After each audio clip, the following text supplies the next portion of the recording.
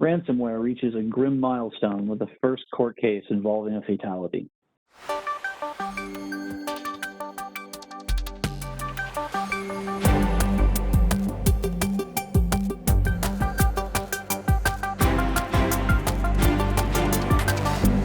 Hey, Mike, I heard there's a new story about ransomware being taken to a completely new level.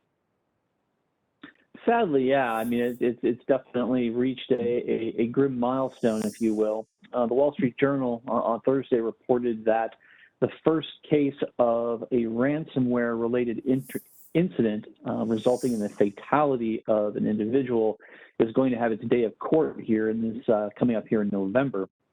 Now, in this particular case, it's interesting because this is the first time when such an event has proceeded to this state.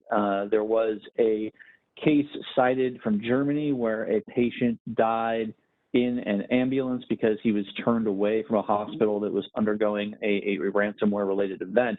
But that case was later determined to not be a direct result or contributing factor in that individual's passing because of other contributing factors. In this case, however, in 2019, an expectant mother entered a hospital in order to give birth, unaware that the hospital was undergoing its 8th day of attempting to recover from a ransomware incident.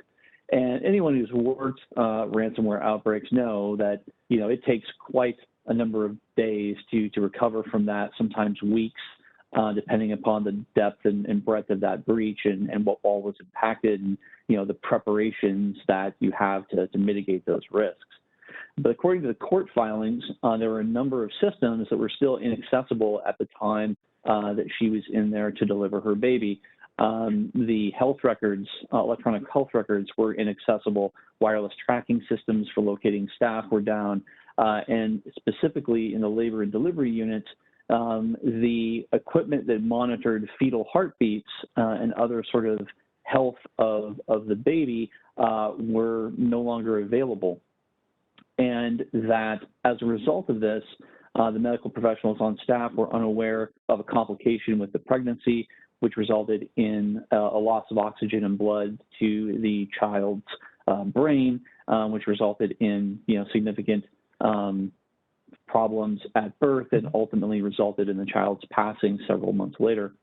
And so the medical malpractice case is being brought against the facility and a number of other individuals, as a result of this. Now, this is something that, again, has not happened before, and it will be really interesting to see kind of how this ends up playing out, because it really is a cautionary tale for any organization, particularly those that are reliant upon IoT-related devices, right? I mean, that are being impacted by these types of events and how these secondary consequences could result in some significant exposures and risk for them that may not necessarily be fully taken into account in the executive risk calculus that occurs when they're looking to see where they're going to make their cybersecurity investments. Right. Yeah. So not to question any decisions, but it's kind of strikes you kind of strange that like you said, I think you said 8 days maybe that those systems were down. So it's like maybe I don't know if they just weren't aware, but you would think after 8 days that would be definitely something that's looked at, and any type of critical services that would be needed would definitely be moved out or handled elsewhere if possible. And again, not questioning anything, but it just kind of strikes, like I say, 8 days does seem like a long time to be doing critical services, within that time frame.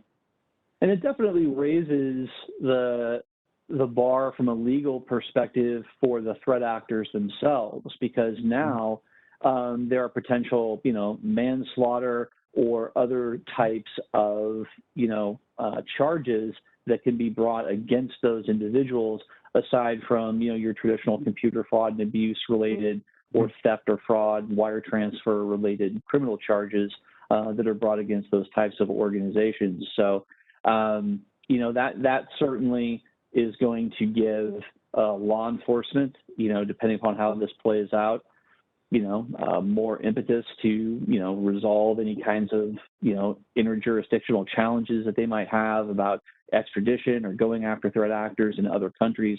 It's really going to raise, the conversation that's happening at that governmental level regarding these types of attacks when you start having, loss of life brought into that conversation.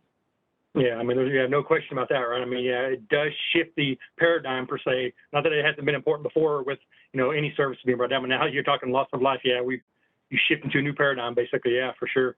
And in this case, certainly we saw a rash of medical organizations get impacted in that 2019, 2020 timeframe. I mean, so much so that, CISA and the FBI and the Department of, Health and Human Services, issued a joint statement, warning about this and, encouraging action. But, beyond that, looking at other, ICS, managed infrastructures that have that cyber physical system interactions, which could lead to potential negative outcomes on like a plant floor or, like a hydroelectric, kind of situation or, large industrial complexes that are mixing chemicals or things like that. If the wrong systems go offline at the wrong time, everyone hopes the compensating controls and safety factors will work, but, there could be impact from those as well. And in some studies I've read, it is being kind of forecasted out there that probably in the next 3 years, we're going to see the first instances of loss of life associated from a cybersecurity event in an ICS-controlled environment as well. So this is definitely something that's not just a medical or healthcare related issue.